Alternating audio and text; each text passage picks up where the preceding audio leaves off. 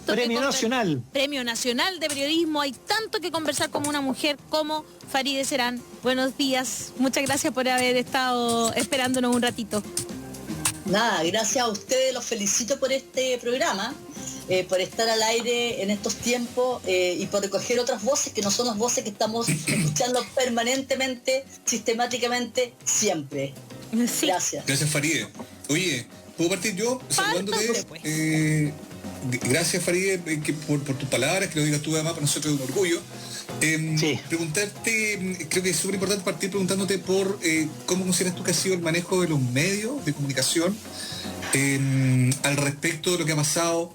Yo creo que es posible también hablar contigo desde el estallido hasta ahora, digamos. Son dos cosas distintas, pero ha habido mucho cuestionamiento a los medios de comunicación tradicionales. También ha permitido que surjan otras voces, quizás como podemos humildemente representar nosotros, pero en general hay un cuestionamiento más o menos extendido, siento yo, al rol de los medios. ¿Qué opinión tienes tú al respecto? Mira, yo soy bastante crítica, Mauricio, y lo he venido sosteniendo hace rato, desde antes del estallido.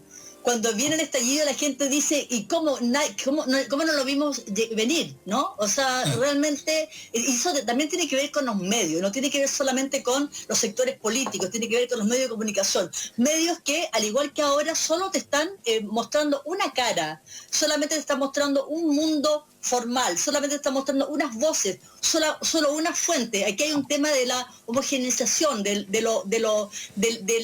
aplanar la curva en términos de rayar la cancha y solamente unos aparecen y no otros. Y eso es brutal, porque eso te plantea de partida una sociedad bastante crítica, una sociedad donde efectivamente no afloran toda su diversidad de demanda, en su diversidad de dolores, en su diversidad de éxitos y de fracasos, en su diversidad de miseria y pobreza. Hoy día nos estamos dando cuenta de que la brecha digital es bastante más grande de la que suponíamos, de que no todo el mundo tiene la posibilidad de estar en cuarentena en espacios que sean dignos, los guetos verticales, los 40 metros cuadrados, las 10 personas metidas adentro, está indicando un Chile real que hace rato que se está asomando. Lo que pasa es que los medios no lo están mostrando. Y ahí viene mi crítica, que se arrastra en el fondo desde los inicios de la transición. Vamos haciendo un poco de historia, cuando van desapareciendo los medios independientes, cuando se va configurando, que por supuesto ya lo sé, me lo señalan, no es un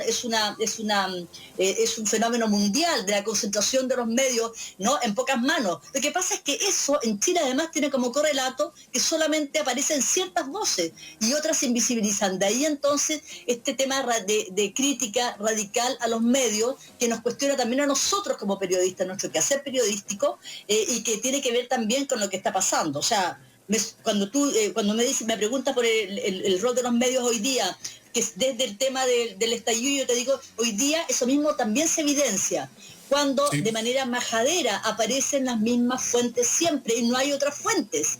O sea, ya está bien, sí, hay periodistas y turnos que están en cuarentena, que estamos en cuarentena, pero es posible también reportear de otra manera. Hay periodistas que están en la calle, pero no llegan hacia los sectores que deberían también estar mostrando a otras voces, a voces críticas. Aquí, con esto, se acaba la crítica, Mauricio, y eso es muy peligroso. Vemos un gobierno como una suerte de partido único y el resto nada, la desolación. Y ahí los medios los periodistas tenemos un rol.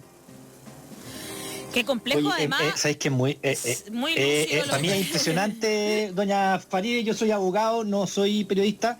Hola, Yo Daniel, siempre le he tenido, ¿qué tal? sí, siempre le he tenido una admiración. Para mí es un orgullo estar ahora conversando con usted, porque en verdad, desde el punto de vista de un humilde abogado, usted para mí por lo menos representa una voz muy, muy autorizada para hablar. Así que la felicito y le agradezco que nos haya pescado en esto. Farideh, Además, primera vez que le habla a alguien en usted. Oye, primero tuteame, y en segundo lugar debo decir que yo soy admirador y seguidora del desconcierto, además específicamente.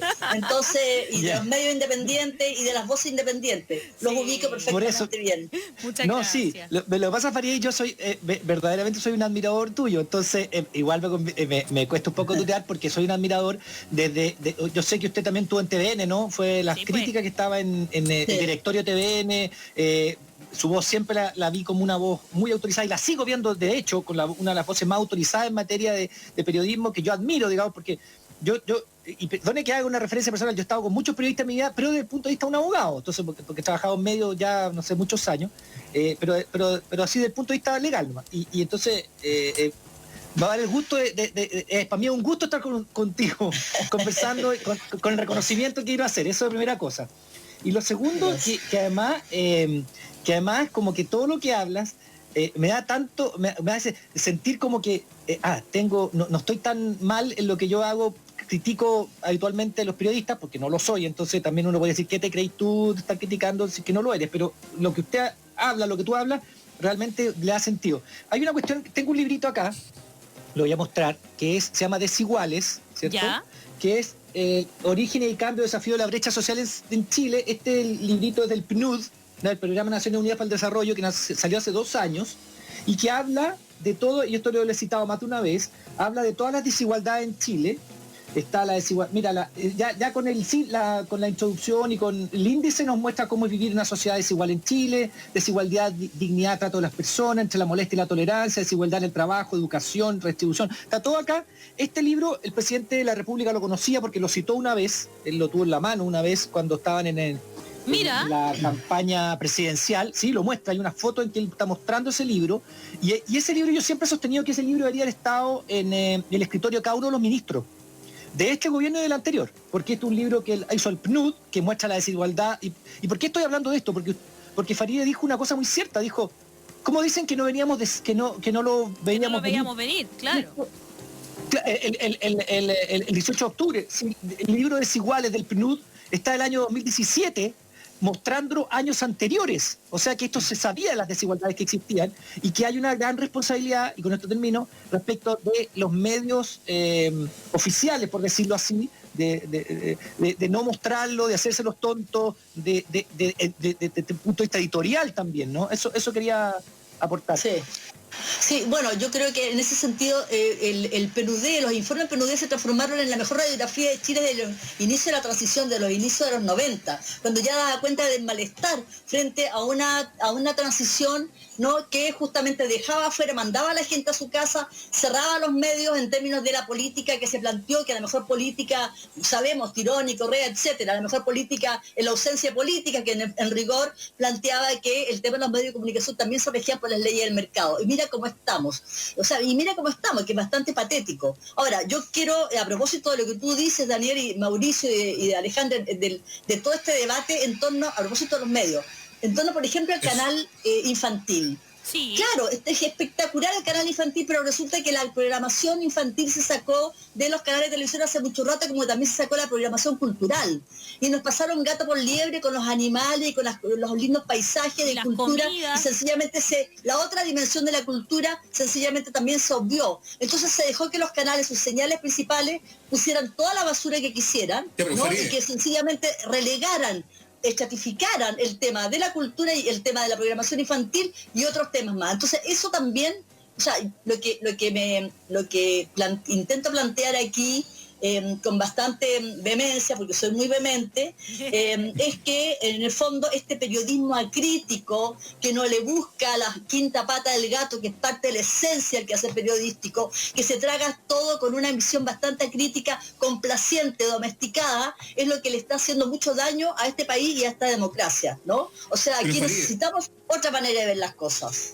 Yo tengo ahí una invitación a como que puedas desarrollar tu idea, porque cuando tú hablas, por ejemplo, los contenidos de cultura que salieron, eso fue también debido, creo yo, y tú lo puedes explicar bien, a la mercantilización del contenido, digamos, ¿no? Cuando empezó a hacer negocio, cuando empezó a primar la lógica de la audiencia, de la sintonía, aquel contenido que no competía tan bien, derechamente quedó fuera, ¿no? Pero por otro lado, el tema de la prensa o de su poca sentido crítico o su poca libertad editorial, que hemos visto en muchos casos, también tiene que ver con la propiedad de los medios, digamos. Pienso, por ejemplo, Canal 13, derechamente, ¿no? Me gustaría que te metieras ahí en eso, como son esas razones para entender por qué ha pasado lo que ha pasado. Sí, bueno, por supuesto, está la propiedad de los medios, también está esta dimensión de que los medios de comunicación no tienen esta cara social, ¿no? Es un negocio más, es como tener una fábrica de salchicha, no sé, de charcutería, cualquier cosa.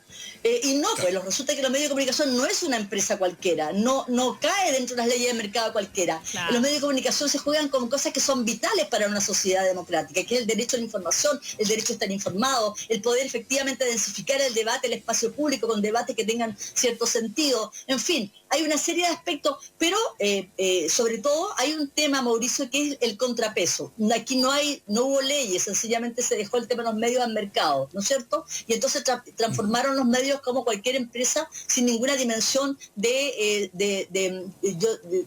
no solamente social, sino de deber público.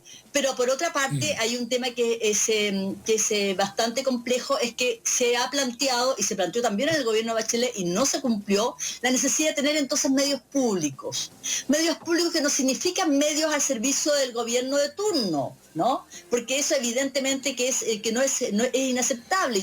Nadie quiere aun cuando sea muy amigo o muy un gran adherente del gobierno de turno, nadie quiere medios manejados por el gobierno de turno. Uno quiere medios independientes, medios públicos que efectivamente den una dimensión, ¿no? Con una mirada estratégica de lo que de las demandas de la gente, que tenga una independencia absoluta, que sea financiado, ¿no?, por el Estado a través de los impuestos, como pasa con Inglaterra, con otros países europeos, en Inglaterra, en Alemania, con Francia. también. O sea, ¿por qué nosotros somos en ese sentido? Bueno, no me voy a preguntar lo que sabemos, de que somos finalmente la cuna más brutal del neoliberalismo, pero eso tiene también un correlato en los medios, en la calidad de la información, en la formación de nuestros periodistas. Alejandro, yo no doy clase de derechos humanos, hago clase en periodismo, en la Escuela de Periodismo, de ética periodística, de crónica, de varias cosas, pero que tiene que tener un enfoque de derechos humanos, por cierto. Pero por supuesto que tiene un enfoque de derechos humanos, y por eso el primer artículo del Código de Ética del Colegio Periodista tiene que ver con la defensa de los derechos humanos de los periodistas. Ya sabemos lo que pasó cuando esto no ocurrió. Pero ese es el tema, o sea, ya el contrapeso para eso son los medios públicos entonces, y eso no se hizo. Transformar efectivamente Televisión Nacional en un canal público. Desde esa perspectiva, el rol que está Televisión Nacional no está cumpliendo ese rol hace mucho rato, y vemos cómo, no sé si tú tienes por ahí alguna perspectiva sobre eso, porque vemos cómo Televisión Nacional se va como desgranando. Están echando gente, un montón de cosas. Ahora están ocupando la señal número 2, que no estaba ocupada, ¿no es cierto?, para poder entregar este contenido infantil, educativo, ¿no es cierto?, pero que también sabemos que la mayoría de la gente no tiene cómo ver ese contenido. O sea, es bien absurdo, o sea, sale a través... Obvio. Ni siquiera le están dando un espacio que podría ser fantástico, que le dieran un espacio real, no sé, en las tardes. Dentro de las programaciones de los canales. Dentro de la programación o sea, ¿por qué segmentar? Exacto. Por supuesto. Y bueno, TVN, yo comparto contigo. A mí el tema de Televisión Nacional me preocupa porque, y lo he escrito en algún minuto, me preocupa que no terminemos como el diario La Nación, que en el gobierno anterior de Piñera terminó vendiendo el diario La Nación, ¿no? Claro. Con el argumento, y entonces con los números rojos de TVN finalmente se llegue al tema tan concreto como esto no es rentable, por lo tanto el Estado no puede, y por lo tanto se vende, y entonces un empresario podrá, además de sus grandes negocios, sus grandes empresas, incorporar un canal de televisión que le dará además un peso político adicional. Entonces, esa concentración brutal en nuestro país, ¿no?, y sobre todo que atañe a los medios, que atañe a ese derecho del ciudadano, de la ciudadana, a estar informado, con independencia, a tener toda la información, a poder efectivamente verse reflejado en el espacio público, en el debate público, con toda su diversidad y riqueza, eso sencillamente está muy lejos. Y creo que en ese sentido es un horizonte que tenemos que alcanzar. y cómo se puede alcanzar es no comprándose todas las cosas que nos pasan, o sea, teniendo esa mirada crítica siempre. Todo el mundo está aplaudiendo el canal de infantil, pero por favor, ¿por qué no retoman la franja y la publicidad y los programas infantiles en los canales abiertos de televisión? ¿Por qué no retoman los programas culturales, los programas abiertos de televisión? O sea, con eso estamos nosotros diciendo, está bien, sigan ustedes con toda su programación, no digo que toda sea basura, claro, pero ser un alto porcentaje, y los que queramos ver otra cosa, ya estamos condenados al ostracismo, allá en un rincón, bien segmentado. Eso no es posible. ¿Daniel? Sí, a mí una cosa que quería que profundizara es esta ley que usted propone que garantice la independencia y que abre el debate público, que así lo definió. ¿Por qué lo digo? Porque, bueno, todos sabemos, y yo he sido siempre un crítico de esta postura de Tironi y Correa en el tiempo de Elwin, ¿no? Que en el fondo siguió pagándole la publicidad al Mercurio y la Tercera y dejó que muriera la época, dejó que muriera el Fortín Mapocho y la Nación. Ha sido la responsable. No, pero por último en ese tiempo eran independientes La Época y el Fortín, y Tironi y Correa con su política de que el pueblo bajara un poco porque ya no había que exacerbarlo, porque ya habíamos vuelto a la democracia, así que hasta aquí nomás. Y, claro. Y Elwin se lo compró y Frey se lo compró así, pero enterito, esta política de Tironi y Correa de bajemos un poquito porque si no vamos a seguir con esto de lo que pasa en la calle, hay que bajarlo, si ya se acabó la dictadura. Bueno, ahora sí, la cosa puede estar un tiempo, pero saltó el 18 de octubre de nuevo. O sea, tuvimos que esperar 20 años para que saltara de nuevo. Va a pasar. O sea, la política de Tironi y Correa lo que hizo fue patear un poco los cambios que se requerían en un principio con la vuelta a la democracia, pero que no, había que acalmar a la población, como dijo usted muy bien, la mejor política es que no haya política, pero ahora saltó de nuevo el 18 de octubre, esto es cíclico, no van a poder pararlo por siempre. Bueno, pero y volviendo al tema de fondo de la ley que garantiza la información independiente, eso hoy día parece ser, y ahí yo no la conozco bien, que no está reflejado en la ley de medios que fue aprobada no hace tanto, digamos. No, sí, o sea, lo que yo estoy planteando es algo que se discutió, que se debatió, por ejemplo, en la campaña presidencial pasada, que ha venido planteando el Colegio de Periodistas y grupo de periodistas, y también se ha planteado en el debate público, que es la necesidad de poder legislar en torno a la existencia de medios públicos. Y por ejemplo, eso significaría, por ejemplo, que Televisión Nacional sea efectivamente público, que su directorio no esté compuesto, no esté integrado, por ejemplo, por el coteo político de partidos que representan una ínfima parte de lo que piensa y de lo que siente y de lo que adquiere la población. Que la diversidad no se mida solamente en coteo político, sino que también se mida en la diversidad regional, que tiene que ver con nuestros pueblos originarios, que tiene que ver con las universidades públicas regionales, que tiene que ver con otras dimensiones que van más allá del formateo típico de un Chile de los 90, de los partidos políticos. Partidos que, insisto, no están representando, lamentablemente, toda la gama y toda la diversidad de intereses de la población. Entonces, estoy hablando de eso, Daniel, que es algo que se ha discutido y que se ha puesto sobre la mesa. Sí. Hay que retomar eso en algún minuto, cuando garantizar el derecho a la información veraz, oportuna, diversa, plural, etcétera, ¿no? También es algo que tiene que ver con un rol activo del Estado. Por supuesto, sabemos que este momento que estamos conversando, que esta pandemia no va a ser solo un paréntesis, sabemos que esto va a implicar efectivamente algo mucho más complejo a más largo plazo, pero también sabemos que tenemos que pensar que ese horizonte del momento constituyente que estábamos viviendo, que estamos viviendo, ¿no? Y por eso no sé cuál es el paréntesis, tiene que ser retomado, que ese plebiscito se tiene que realizar, que ese debate se tiene que hacer, y en ese sentido el tema del derecho a la información, el derecho a la comunicación tiene que estar garantizado de alguna manera. Pero como te digo, es un debate que no comenzó ahora, que está hace mucho rato arrastrándose, donde hay documentación, donde hay elementos para efectivamente garantizar algo. Con eso no estoy diciendo que se cierren los medios, que se acaben los canales de televisión o los diarios.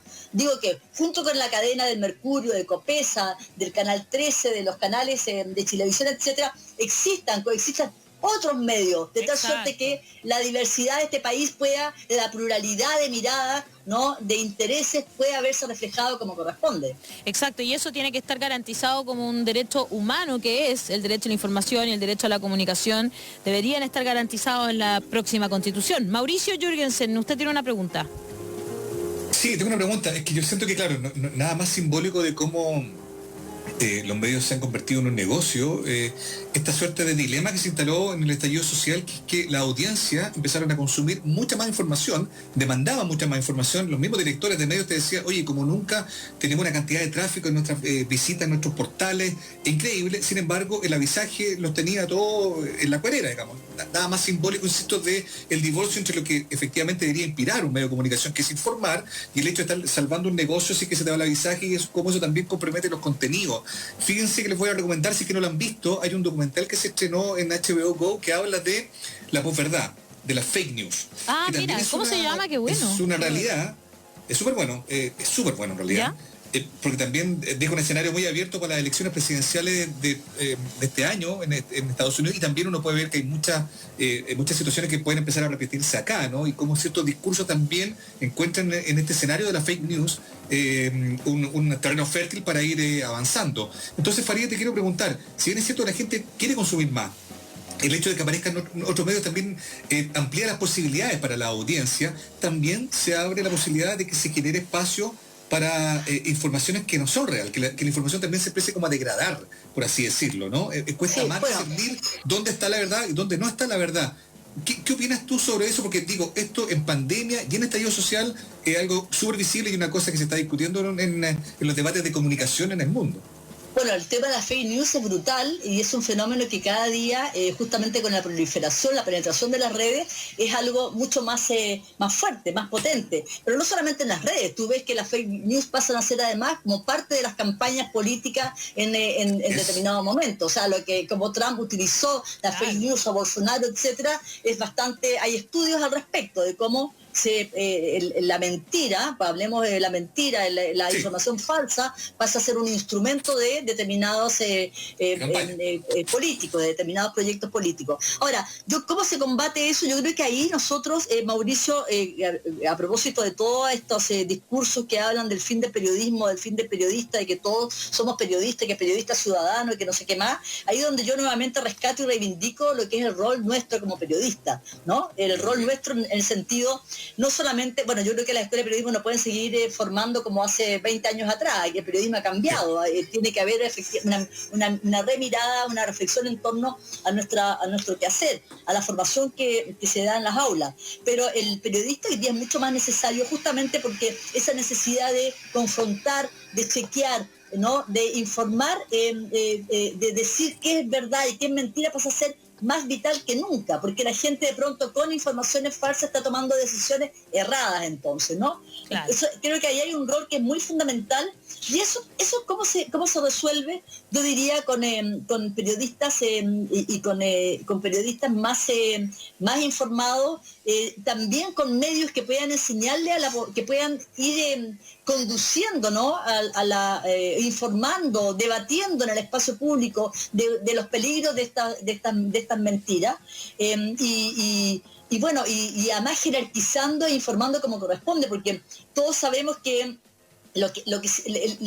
todos sabemos de este fenómeno de la desinformación por exceso, es decir, está el nivel de información que al final estamos más desinformados que nunca. Ahí el periodista tiene el rol, el deber de jerarquizar, de profundizar, de contextualizar y de entregar entonces lo que a su juicio puede ser lo más relevante, ¿no?, para esa opinión pública en un momento determinado. O sea, el rol del periodista, no solamente en chequear, en informar verazmente, sino también en develar, en denunciar estas fake news. El rol de periodista en esta jerarquización de lo importante de lo no importante. El rol de periodista en lo que significa efectivamente la interpelación a las fuentes para que puedan clarificar determinadas materias, pasa a ser más importante que nunca. Pero para eso el periodismo de piño, el periodismo rebaño, el periodismo domesticado, complaciente, no nos sirve. Nos sirve un periodismo más informado, más culto, digo, con más lectura, con más densidad, que efectivamente pueda pararse frente a los distintos poderes, no solamente el político, ¿no? Para poder inquirir de esa información que pasa a ser un bien público. Claro, que complicado también, eso sí, en épocas donde nuestra profesión está tan precarizada, ¿no? Por supuesto, Alejandra, Claro. la gente está aterrada. O sea, la pandemia nos pesca justo cuando ya habían despedido una cantidad Sí. impresionante de periodistas y ahora siguieron despidiendo periodistas. Entonces, eso es muy brutal lo que está pasando. Por supuesto que es muy brutal lo que Mega está se pasando. acogió ayer, y por eso lo quería decir también, a las leyes que está lanzando el gobierno para supuestamente proteger el empleo. Yo diría que son leyes de desprotección del empleo, porque de verdad, Mega se acogió a esta ley. Mega, que pertenece al grupo Solari, que dijo que salió al paso de lo de Ripley y dijo que en Falabella no van a despedir a nadie. Pero el mismo grupo económico, el mismo, exactamente Claro, el mismo. bueno, Sí va a despedir a los periodistas de Mega. Es brutal, tenemos mucha pega, o sea, mucho trabajo, pero creo que el mayor trabajo es ir develando, y por eso yo saludo ese periodismo independiente, ese esfuerzo por tener espacio, ¿no?, de libertad, porque creo que es lo que hace falta hoy día en nuestro país, poder entregar otras informaciones, confrontar otras informaciones, creo que es clave. Lo que de hecho quería decirles que la gente, que solo leerles para que por lo menos el público que a nosotros nos ve sí tiene más o menos claro para dónde va la micro. Dice, gracias por toda la información que nos entregan día a día, dice Silvio Gutiérrez. Yo no tengo televisión, solo veo redes sociales y soy seguidora de ustedes, muchas gracias. La televisión digital, dice Rodrigo Domínguez, siempre privilegió a Anatel. Se hizo desde el origen una venia al poder económico. Josefina Pizarro dice que los canales y los periodistas ganen dinero, no es tan criticable. Lo criticable es que lo ganen diciendo, o sea, criticable sería que lo ganen diciendo no verdades, digamos, en el fondo, ella está diciendo. Martita López dice, sueño con un canal como la BBC, que hace películas, series, entre otras opciones, y programas educativos. Y ahí hay que poner las lucas, o sea, la gente estaría dispuesta a poner plata si es que tuviese un canal que respondiera a eso. Lalo Mora dice, el problema de fondo es que el Estado paga solo al Mercurio y Copesa y los demás medios no reciben nada. Es por eso que desaparecieron, y también por la unilateralidad ideológica que hegemoniza la forma de pensar. Los medios alternativos han roto esa hegemonía y surgen en parte desde el 18 de octubre. Pucha, que es complejo igual, hay que decirlo. O sea, nosotros que trabajamos en un medio alternativo, pucha, a fines de diciembre fue complicado, ¿para qué quieres que te diga? La ética en esta época es la que está en juego, dice Iris Nadia Navarrete. Daniel, ¿querías decir algo? Sí, lo que pasa es que hay un tema, tú lo acabas de mencionar y quiero como profundizar un poco, lo que tiene que ver con los medios alternativos. Los medios alternativos son fundamentalmente en digitales, digamos. Hay muy pocos medios alternativos que estén en... Santiago TV, perdón. ¿Ah? Santiago TV, que es un canal público, Santiago TV, financiado por no, USAID, sí. con programación Sí. independiente. También hay uno que es de todo el Consejo de Daniel, Rectores. hablemos de medios independientes más que medios alternativos, porque medios alternativos le dan una cosa como media de alternativa. Sí. No, independiente de los poderes, ¿no? Yo creo que eso es mucho mejor, porque de lo contrario no sé, yo he creado medios independientes, la Rocinante, de Pluma y Pincel en la época de la dictadura, he sufrido lo que significa que te quiten la publicidad, Eso quería hablar. Sabemos lo que es eso, pero no porque exista eso vamos a dejar de dar esa pelea, y la pelea está por cambiar las leyes. Yo creo que no podemos perder el foco de lo que debe ser nuestras demandas. Es decir, los medios independientes tienen que tener garantía de publicidad, los medios independientes tienen que tener leyes que efectivamente amparen la diversidad, el pluralismo y la libertad de expresión. Chile en los años 90, a propósito de todo el retorno a la democracia, aparecía luego de Cuba y de no sé qué otro país como el país con menos libertad de expresión en América Latina. Estoy hablando del informe de Human Rights Watch, que nadie los puede acusar de izquierdista, del año como 97, 98 ya en ese minuto, ¿no? O sea, ya había una pobreza, una miseria en términos de diversidad, demostrar esta diversidad de país que nos revienta, que les revienta el 18 de octubre, y que hoy día también hace que la gente diga, ¡uy, qué horror! La pobreza, mira a la gente así nada. Cuando estaban construyendo los guetos verticales y todo el mundo y se armó una discusión sobre cómo se iba a permitir semejante atentado a los derechos humanos y a la dignidad del ser humano, ahí no se dijo nada, porque finalmente era un tema de mercado. Entonces, todo lo que ha pasado aquí, todo el mundo sabe lo que está pasando, el resto es una gran hipocresía. Entonces, lo que tenemos que hacer los periodistas es develar, correr ese tupido velo, como decía Donoso, donde se esconde la gran hipocresía de esta sociedad. Sí, lo que pasa es que hay un tema acá que yo quiero, por eso quiero ir más allá, quiero ir y ya, mojando todo. Estamos hablando de que los partidos políticos en un momento determinado se probó que la mejor forma de funcionamiento de los partidos políticos es que el Estado le entregara plata y no que se financiaran con los aportes de los amigos, porque en el fondo siempre la derecha iba a tener más plata, ¿cierto? Por eso se probó que los partidos políticos tienen que ser financiados por el Estado y no por el grupo de amigos que iba a financiar a la UDI y a RN y a Evópolis, porque son los que tienen más plata, porque son los de derecha y son los que manejan el dinero. Entonces, ¿qué pasaría? Y ahí es donde quiero entrar. Si la ley estableciera, y mira lo que estoy diciendo, porque es un cambio de paradigma total y me van a tratar de lo que sea, que los medios independientes también fueran financiados por el Estado cumpliendo ciertos requisitos, como para garantizar esa información. Yo alcancé a notar lo que tú dijiste, veraz, oportuna, diversa, plural, pero con ciertos requisitos, insisto, que no sé cómo se ve eso, o sea, y estoy poniendo los pero existe, puede ser que Daniel. sea una locura.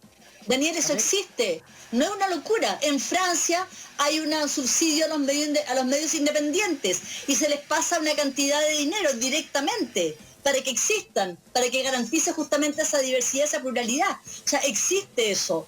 Y en ese sentido, eso se resuelve efectivamente, por ejemplo, democratizando, Daniel, lo que es la publicidad de las empresas del Estado, por ejemplo, ¿no?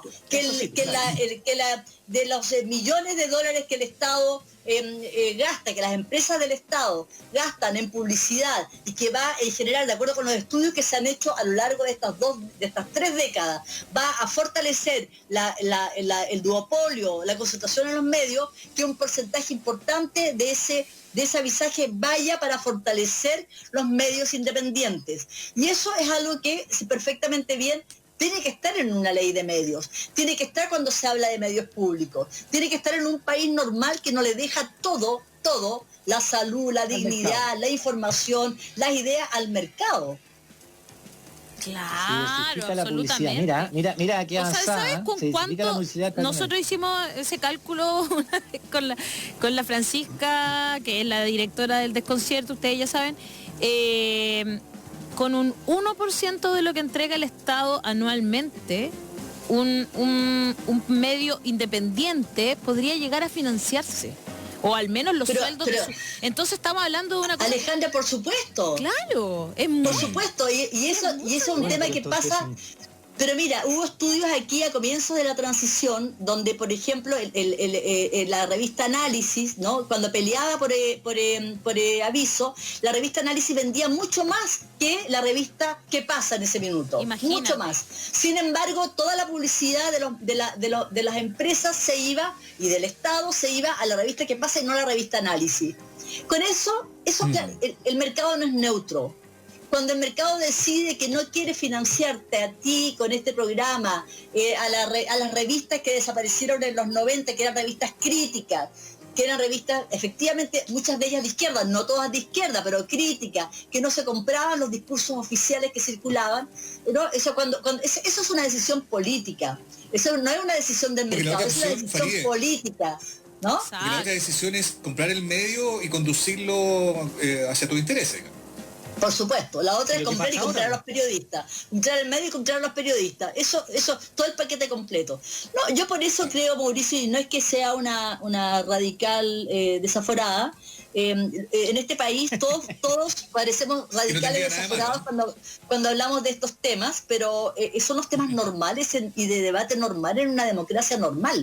Lo que pasa es que nosotros no estamos aquí en los parámetros de normalidad, ¿no? De pisos mínimos en términos de lo que son las variables de una democracia de verdad, que se precie con seriedad, ¿no? Que se precie de verdad.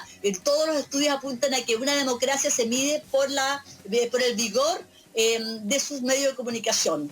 ¿no? Por la no por la cantidad, sino por el vigor de su medio de comunicación y de la libertad de expresión. Y en ese sentido nosotros podemos decir que tenemos una democracia pacotilla, porque evidentemente el tema de la libertad de expresión, de la circulación de otras ideas, ¿no? Del enriquecimiento del debate público con esas otras visiones, de mostrar en ese debate público las diversidades sociales, culturales, étnicas, etcétera, de nuestro eso, ahí hay un tremendo déficit. Entonces nuestra democracia, si se mide por esos parámetros, sale bastante mal parada. Javier dice, gracias Faride por toda tu vida de lucha. El modelo se comió hasta los medios de comunicación. Es increíble que tuvieran que surgir medios independientes de los grupos económicos. Arriba los que siguen luchando. Paoli Nostroza, se le agradece su información y opiniones. Hablan todo lo que el país opina y no son escuchados. Son mi compañía todas las mañanas. Eva Brava dice, qué lucidez, claridad y agudeza Faride Serán. Pluralidad, diversidad y ética de medios masivos de comunicación es un imperativo político, un derecho de la ciudadanía. Algo de lo que nuestro público está opinando en estos momentos a través de redes sociales, Mauricio. Bueno, mi ego va a salir bien arriba. Bien arriba, mira, Viviana Vicencio dice, qué buena invitada, una mujer lúcida y creativa. Veo el programa desde España y es una ventanita para mirar a Chile fuera de la desinformación gubernamental. Mira, la gente es muy cariñosa, Faride, y por eso te lo leo, porque me parece que es importante también entender, a mí me pasa que a veces veo a las autoridades, veo a algunos medios de comunicación que le hablan a la gente como si fuese, no sé, de otra clase, como si están desde un pedestal hablándole al público. Y eso tampoco es bueno, porque en todas partes hay sabiduría, hay conocimientos, de todos lados podemos sacar algo. Mauricio. Pero yo quiero como meterme ahí entre medio para que siga Faride, porque yo encuentro que la Faride tiene un punto que es súper bueno, porque en el fondo también a la degradación de ese debate contribuye un periodismo servil y no preparado. Entonces nosotros necesitamos periodismo en sociedades sanas, en democracia medianamente representativa, sino que necesitamos un buen periodismo. Y eso tiene que ver con algo que me gustaría que Faride tú lo pudieras elaborar un poquito más. Tú decías como también tenemos que cambiar la forma en que estamos enseñando a nuestros periodistas, en que estamos preparándolo. Totalmente.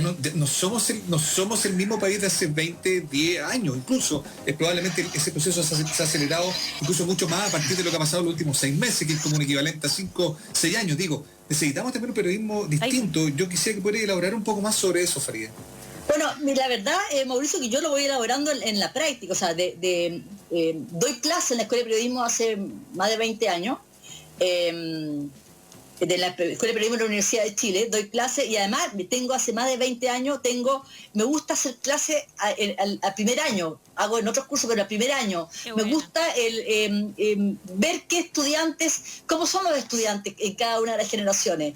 Y es muy apasionante, no los veo. Es que estás tú, porque cambia allá. Sí, cambia. tranquilo. Pero se me había ido, ya, estamos perfecto. escuchando y viendo perfecto. No, es que yo no sé, claro, no lo veía. Me estaba hablando de mí misma, era un monólogo. Es que en la tele, si también tenemos el canal de televisión, esto también. Me sentía un poco incómoda. No, digo que justamente todo ese debate, esa reflexión en torno al periodismo, al qué tipo de periodismo, qué formación, uno lo ve en la sala de clase, ¿no? Bueno, felizmente la Universidad de Chile, que tiene una mirada bastante independiente, y donde el tema de la ética, porque allí hay un tema ético, Mauricio, el tema de la ética, del compromiso con la verdad, con los derechos humanos, de esa independencia frente al poder, de esa actitud de sospecha que a mi juicio debe tener siempre el periodista, ¿no? Totalmente. Yo he dicho en alguna entrevista que el periodista que tiene muchos amigos, yo desconfío de esos periodistas, ¿no? que tienen tantos amigos, que le caen bien a tanta gente, eso es muy sospechoso. O sea, yo creo, no digo que tengamos que ser malos bichos, pero digo que por lo menos una cierta distancia y enseñar, formar así a tus estudiantes, decirle, mira, a ver, leamos tales libros, yo le doy ahí una bibliografía, los hago leer muchísimo, creo que es clave, no solamente yo, todos los profesores, ¿no? Claro. Que estamos dando clases en esos niveles, los primeros años de la Escuela de Periodismo en la Chile. Lean y desde ahí vamos discutiendo, vamos debatiendo cómo va cambiando la figura del periodista. desde este Rambo, ¿no?, que salía a investigar a este periodista que tiene además una mirada más amplia, que es capaz de enfrentarse, de confrontarse, pero que tiene que estudiar mucho, que tiene que leer mucho, que tiene que manejar muchas categorías, porque no solamente desde el periodismo, desde las comunicaciones, no solamente de la teoría de la comunicación, muchas escuelas de periodismo se han concentrado en las teorías de la comunicación y han dejado de las ciencias sociales, han dejado las humanidades, han dejado una reflexión mucho más profunda y que es fundamental hoy día. O sea, hoy día tú tienes que capturar desde todas las disciplinas, de todos los saberes para poder comprender estos fenómenos tan complejos que están pasando en la sociedad. O sea, cuando hacemos periodismo hoy día no podemos sustraernos de que hoy día el miedo es algo fundamental que está en el aire en esta sociedad, no solamente en Chile, pero en Chile específicamente, particularmente, porque en Chile estamos más precarizados. En Chile tenemos un sistema de salud más precarizado que en otras partes. Exacto. Porque, o sea, pese a que te quieran decir de que todo esto es fantástico, no es fantástico. Lamentablemente es un sistema de salud muy precarizado y que no tiene los insumos básicos para poder enfrentarse a una pandemia de estas características. Ojalá, y en ese sentido, yo deseo, y creo que todos deseamos, que la política que está encabezando el ministro Mañalich efectivamente sea lo más exitosa posible. Estamos hablando de las vidas de los ciudadanos, las ciudadanas, las vidas de los seres humanos en nuestro país, que le vaya fantástico. Pero hay voces de alarma. Yo leía en la mañana una columna del Premio Nacional de Física, ¿ya?, de un gran científico, Miguel Kiwi, que decía que la curva en Chile no se ha aplanado, sino que la perdieron de vista. La leí. Eso es una columna que aparece en Super Chile, y dice Miguel Kiwi en su columna con otro académico también de la Universidad de Chile, dice: Italia decretó la cuarentena total cuando llevaba unos 9.000 contagios detectados, España unos 4.200 y Reino Unido más de 6.000 casos. Hoy, 16 de abril, dice Miguel Kiwi y el otro académico de la Chile tiene cerca de 8.807 casos. Entonces, tú lees esto y estamos y estamos levantando cuarentenas. Y estamos levantando. Entonces tú dices, a ver, ¿cómo es esto? O sea, no digo que haya que ponerle cortapisas, pero yo desconfío de los discursos únicos. O sea, el ministro de Salud, genial que conduzca esto, y el gobierno genial que conduzca esto, pero yo también quiero escuchar la voz nítida, más nítida, como al comienzo, del colegio médico, de otros expertos, de otros científicos. Quiero otras fuentes para poder tener efectivamente una visión de lo que está pasando. Y no esta suerte como estamos como en las peores dictaduras en términos, lo digo, no, quito eso, no es así. Esta cosa hegemónica de una sola voz, del gobierno sin contrapeso, del ministerio sin contrapeso, sin contrapunto, sin otras miradas, de este país que puede estar haciendo la cuarentena cuando mentira, la cuarentena la estamos haciendo solamente un sector, que es la cuarentena obligatoria. La gran masa está yendo a la calle a trabajar. Eso es complicado. Yo lo contaba hoy día. Como el sesgo de clase, el tema de la pobreza y la inequidad también está cruzando toda esta pandemia. Eso tenemos la obligación de verlo también. Hoy día en la mañana y por eso partí el programa contándolo, hoy día en la mañana yo me vengo todos los días por Grecia Mata, que es básicamente justamente donde hicieron la división entre Santiago y Ñuñoa, ¿no es cierto?, para decir quiénes están de cuarentena y quienes no tienen ese privilegio, ¿no? Y la verdad es que se nota que cada vez se están levantando más y más cosas de comercio, malls, etcétera. Las calles están llenas de autos, ya de nuevo hay tacos en las calles. De verdad, de ese tipo de cosas estamos hablando y me parece muy interesante, Faride, que tú pongas ese punto ahí. El otro día también te leí un tuit que tuvo muchos retweets y me gusta, que era muy... no solo del gobierno, también crítica, sino también de una oposición que no está haciendo su papel. Bueno, sí, yo hice un tweet que decía: se busca oposición, sí, en el fondo tenía que ver con esta sensación de que están hablando solamente unos y la necesidad de que aparezcan los otros. De alguna manera era decir: oye, por favor, rompan esta cosa monocorde, homogénea, claro, de un solo lado. Atrévanse efectivamente a sintonizar, ¿no?, con lo que está pasando en las poblaciones. Bueno, o sea, cuando uno ve todas las medidas de salvataje económicas, aquí hay un tema bastante complejo en términos de que claramente el salvataje hasta el minuto está concentrado en las grandes empresas. Yo veo reportajes de otros países, estoy viendo efectivamente los salvatajes que van directamente a la gente, pero no con bonos 50.000 pesos, sino estoy con mucho más dinero y que va directamente a la gente que lo más lo necesita. Estoy viendo además las cadenas de solidaridad con las ollas comunes que ya se ven en algunas partes, Alejandra, sí. Mauricio, Daniel, o sea, ollas comunes en países vecinos y aquí también en algunas poblaciones, en algunas comunas. Creo que lo que se nos viene es algo muy complejo, pero necesitamos, eso hay que mostrarlo. Con eso no estoy diciendo que deprimamos a la ciudadanía, sino es que es muy importante que hoy día esos lazos de solidaridad que se han cortado, que este sistema finalmente los ha cercenado, los ha callado, que de pronto pueden resurgir, pensando que esta pandemia pueda tener cosas buenas. Yo tengo dudas de que desde una cosa tan brutal surjan muchas cosas buenas, pero bueno, en fin, tratemos de que efectivamente mostrar de que existe la solidaridad, ¿no? Que existe el apoyo, de que estamos mirando a los que más lo necesitan. Y eso no tiene que ver solamente con medidas de buena voluntad, del Hogar de Cristo, de todas estas magníficas organizaciones que son tan buenas. Aquí hace falta el Estado, aquí hace falta, no son limosnas, son políticas públicas para esos determinados sectores. Y es lo que tenemos que pedir. Es quien está pidiendo Pera al Olmo, en mi opinión.